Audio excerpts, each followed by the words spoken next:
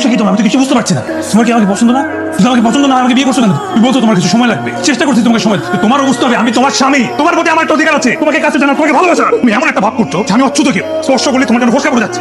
আমি সরি, আমি আপনাকে বিয়ে করছি, আপনাকে আমি চাইতে দিতে পারি, ভালোবাসতে পারি, তার চেষ্টাও দিতে পারি নাই। আমি চেষ্টা করছি আপনাকে ভালোবাসার, কিন্তু আপনি যখন আমাকে স্পর্শ করেন আমার শরীর অপসার হয়ে যায়। আপনি যখন আমাকে স্পর্শ করেন আমি ট্রমাটাইজড হয়ে যাই। আমি সরি, আমি মিথ্যে বলছি, আমি সরি। আমার দাঁড়াও, এই মেয়ে থামতে গেলাম না। আচ্ছা তুমি কি ডাক্তার? আমার বুকে বাতাস না খালি ধরপড় করে, একটু আপনি দেখবা কি এসব ফালতু কথা, ফালতু মেয়েদের সাথে যাবো। কত খরচা করলে জানো? বুঝে নাই, ওই না বুঝেই হাতে দিছে। এসব রাস্তার কুটটাকে আমার চেনার কোনো দরকার নেই। এছাড়া জানো তো শেষ হয়ে গেল, এসবের কোনো মানে হয়?